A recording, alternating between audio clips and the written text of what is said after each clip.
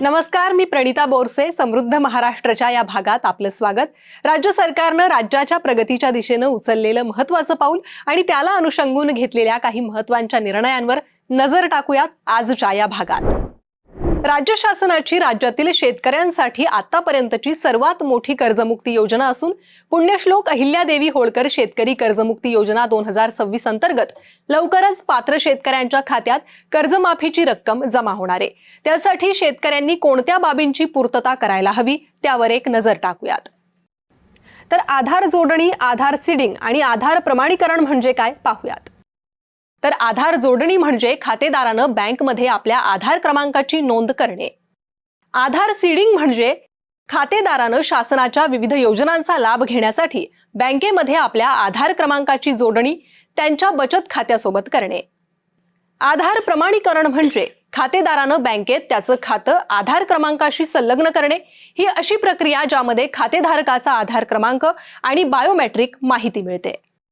CIDR म्हणजे central identity data repository, केंद्रीय ओळख डेटा भांडाराकडे पाठवली जाते. CIDR मार्फत त्यांच्याकडील माहितीशी तुलना करून प्राप्त माहितीची सत्यता आणि अचूकता पडताळणी केली जाते. राज्यात मुंबईसह कोकण आणि पुणे जिल्ह्यात जुलैच्या पहिल्या आठवड्यात तुफान पाऊस बरसलाय. अवघ्या 4 ते 5 दिवसात पावसानं संपूर्ण जून जुलैची जणू कसर भरून काढली आहे. अपेक्षित उच्च भरतीच्या पार्श्वभूमीवर राज्य आपत्ती प्रतिसाद दल तसेच राष्ट्रीय आपत्ती प्रतिसाद दल यांना अलर्ट मोडवर ठेवण्यात आलं होतं. पुराची परिस्थिती निर्माण झाल्यास तातडीनं SDRF आणि NDRFची पथकं देखील तैनात करण्यात आली होती. राज्यातील पावसामुळे निर्माण झालेल्या परिस्थितीचा आढावा मुख्यमंत्री फडणवीस यांनी राज्य आपत्ती नियंत्रण कक्षामधून आयोजित बैठकीत घेतला. यंत्रणांना मुख्यमंत्र्यांनी महत्त्वाच्या सूचना देखील दिल्या. मुंबई पुणे द्रुतगती मार्गावर मोठ्या प्रमाणावर भूस्खलन होऊन संबंधित यंत्रणांनी युद्धस्तरावर काम करत अवघ्या काही तासांमध्ये हा मार्ग मोकळा करून वाहतूक पूर्ववत करण्यात यश मिळवलं.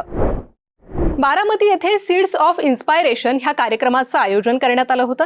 गदिमा सभागृह विद्यानगरी येथे सीड्स ऑफ इन्स्पायरेशन विषयावर आयोजित व्याख्यानात विविध मान्यवरांनी मार्गदर्शन केलं.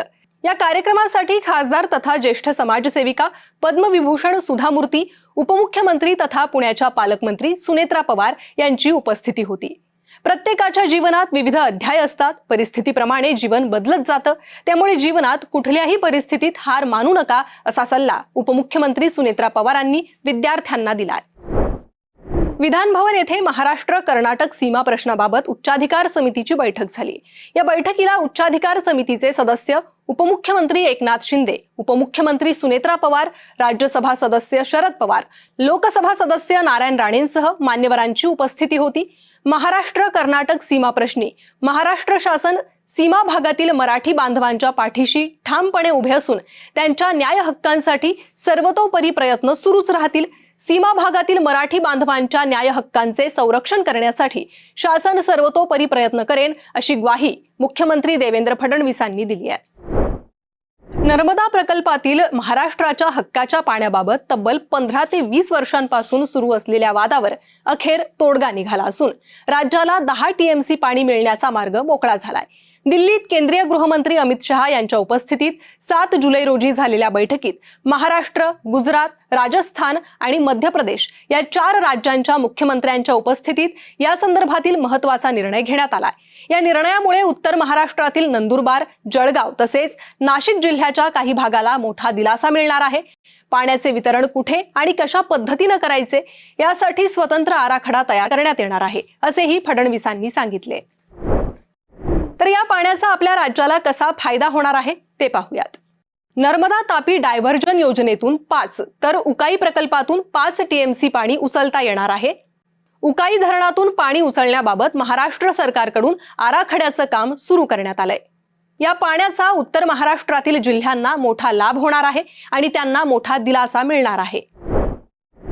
नागपूर येथे पार पडलेल्या राज्यमाता गोमाता संवाद यात्रा समारोप कार्यक्रमात मुख्यमंत्री देवेंद्र फडणवीस यांनी गो आधारित अर्थव्यवस्थेला चालना देण्याची आणि शेतकऱ्यांना समृद्ध करण्याचा संकल्प व्यक्त केला.